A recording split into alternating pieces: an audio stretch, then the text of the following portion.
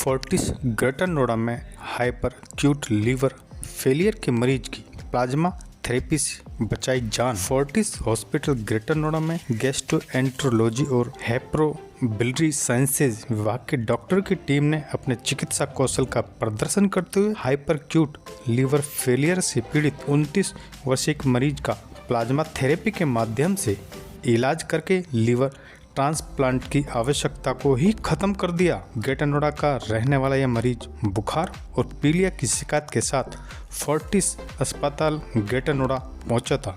मरीज की हालत इतनी खराब थी कि मस्तिष्क में सूजन, सेरेब्रल एडिमा के कारण ठीक से बातचीत भी नहीं कर पा रहा था।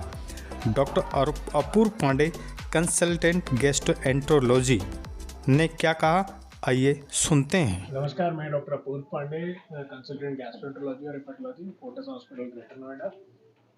हम लोग आज बात करेंगे शिवम पंत की। ये हमारे पास 29 साल के सॉफ्टवेयर इंजीनियर हैं। ये हमारे पास एडमिट हुए थे करीबन 1.5 महीना पहले। इनको बुखार के साथ पीलिया हुआ था और इस कारण ये हमारी इमरजेंसी में आए थे।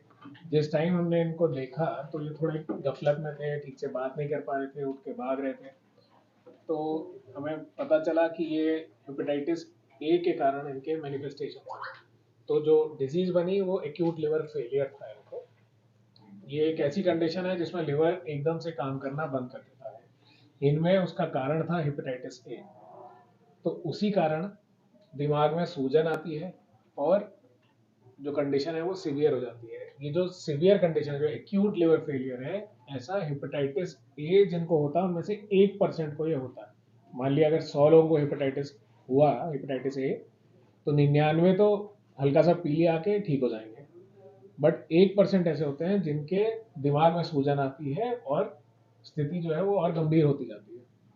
तो ये उन 1% में से थे जिनकी स्थिति काफ़ी गंभीर थी। तो इनको हमने तुरंत आईसीयू में एडमिट किया। जो ब्रेन की सूजन को कम करने के लिए जितनी दवाइयाँ, जितना सपोर्ट वेंटिलेटर पे लिया गया, जो देना था वो आईसीयू में इलाज किया गया। इनको प्लाज्मा फेरेसिस नाम की एक मतलब टेक्नोलॉजी है, जिससे हम क्या करते हैं कि सारा अपना जो शरीर का ब्लड है मरीज का, वो फिल्टर आउट करते हैं। उसमें से जो सेल्स होते हैं, जो आरबीसीज और डब्ल्यूबीसीज, वो तो वापस से इनके शरीर में डाल दिए जाते हैं, और जो इनका प्लाज्मा है, जो फ्लूइड कंपोनेंट होता है, उसको हम फ्रेश प्लाज्मा से और एल्ब्यूमिन से एक्सचेंज करके वापस से जो पेशेंट के शरीर में डालते हैं। तो इससे ये समझा जाता है जो टॉक्सिन्स हैं जो हमारे ब्लड के तरल पदार्थ में होते हैं वो कम हो जाते हैं, वो रिप्लेस हो जाते हैं फ्रेश प्लाज्मा से। तो वो टॉक्सिन्स अलग हो जाते हैं, उससे हीलिंग जल्दी होती है और बेहतर होती है। आमतौर पे जो एएलएफ वाले पेशेंट्स होते हैं, इनको लिवर ट्रांसप्लांट की जरूरत पड़ती है, और ऐसे बहुत कम होते हैं जिनको शुरू में, जैसे हाइपर एक्यूट लिवर फेलियर कहता है ना, जैसी सिम्टम हुआ उससे 5 दिन के अंदर पहचान लिया गया और ट्रीट कर दिया गया, तो उनमें ट्रांसप्लांट की जरूरत काफी कम हो जाती है। अगर हम कुछ ना करें, कोई थेरेपी ना दें, तो इस एक्यूट लिवर फेलियर की मोर्टेलिटी जो है 60 से 90% रहती है। तो इसमें जो हमारा सबसे बढ़िया बात ये रही कि एक तो पूरे रीजन में इतनी फैसिलिटी और इतना आईसीयू में जो मैनेजमेंट है वो इतना कहीं पे नहीं है जो हम कर पाए।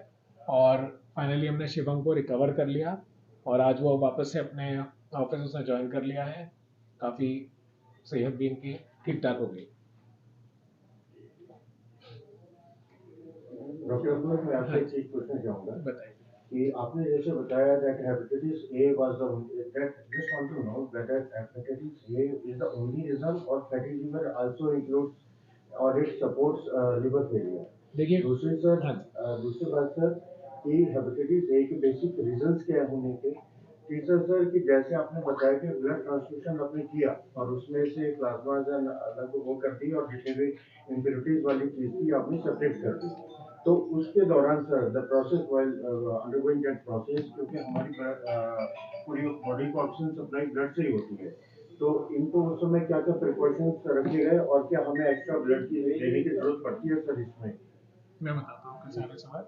देखिए, हेपेटाइटिस ए और हेपेटाइटिस ई जो है ये लिवर फेलियर करते हैं, है ना। और जैसे जब ये आए थे तो ये काफ़ी ओबीज भी थे, तो अगर किसी का फैटी लिवर है या लिवर वैसे खराब है तो इनमें हेपेटाइटिस ए से होने वाले जो असर हैं वो ज़्यादा होंगे।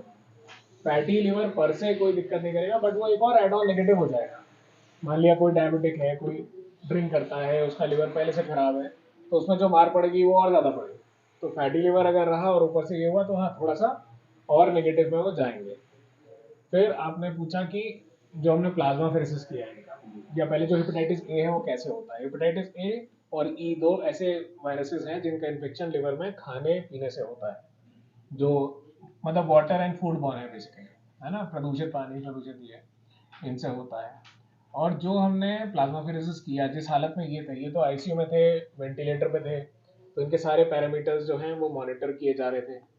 तो प्लाज्मा फेरेसिस में ऐसा नहीं है कि हम पूरा ब्लड वो कर देंगे या जो भी है, उसका एक कैलकुलेशन होता है, उसके हिसाब से ब्लड जैसे डायलिसिस की मशीन होती है जैसे डायलिसिस किया जाता है उसी तरह से ये भी किया जाता है। तो उस दौरान हमें मॉनिटरिंग में तो रखना पड़ता है उनको, बट बॉडी अपना सर्कुलेशन मेंटेन करके रखती है। हम साथ के साथ ही प्लाज्मा रिप्लेस कर रहे हैं, हम आरबीसी नहीं हटा रहे हैं। तो जो बेसिक ऑक्सीजन कैरिंग जो सेल्स हैं वो तो वापस जा रहे हैं बॉडी में, हम जो फ्लूइड कंपोनेंट है उसे रिप्लेस कर रहे हैं।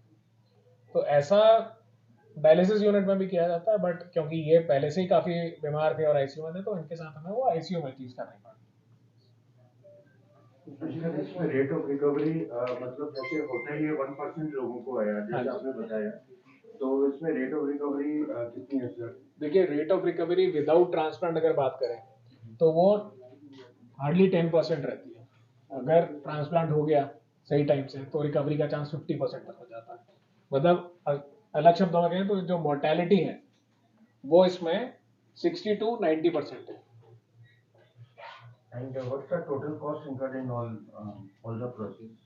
देखिए कॉस्ट वाइज तो ब्रेकअप आपको मैं अलग से वो करवाना पड़ेगा, है ना। कितना समय लगा था थोड़ा सा ये बताएंगे कब इनको आए थे?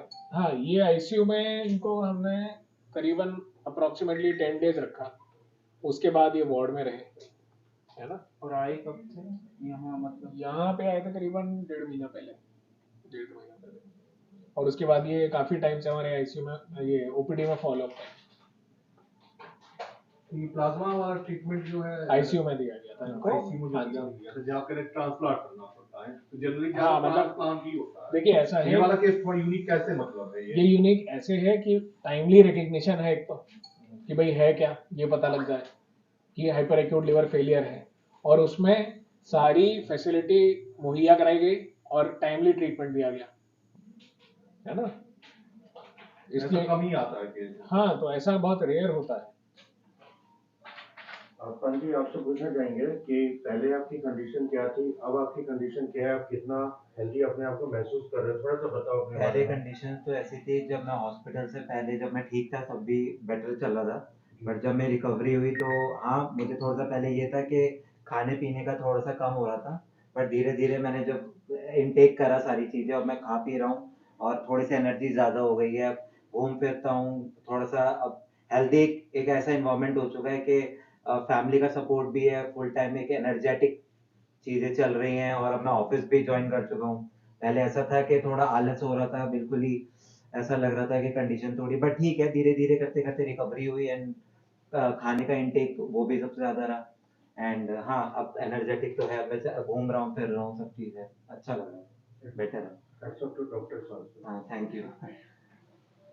तो अगर समय पे पता चल जाए तो प्लाज्मा ट्रीटमेंट से सही किया जा सकता है। प्लाज्मा ट्रीटमेंट से सही किया जा सकता है, तो उसमें ये भी है कि जरूरी नहीं है कि हर आदमी प्लाज्मा ट्रीटमेंट को रिस्पॉन्ड कर कैसे आप जाए। डिटेक्ट करते हैं इसमें प्लाज्मा से हो जाएगा या देखिए एक तो टाइम, अगर वो वेल विद इन 1 वीक आ जाते हैं और हम प्लाज्मा दें, कितने सेशन दें, कितने सेशन वो झेल पाएँ, इस पर डिपेंड करता है। पैरामीटर्स कैसे इंप्रूव हो रहे हैं नहीं हो रहे हैं, कई सारी चीज़ें हैं जो देखनी पड़ती है।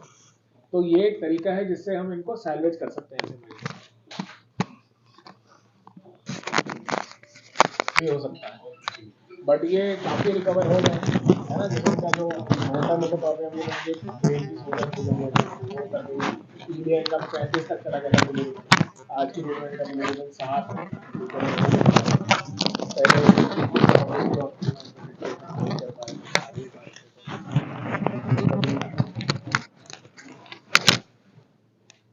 भाई एक तो खाने पीने का ध्यान रखें, बाहर का खाना ना खाएं, है ना, और कोई ऐसी ओवर द काउंटर मेडिकेशन ना लें अपने लिवर को, जैसे हेल्दी रखना है, और धूम्रपान ना करें, ड्रिंक्स ना करें।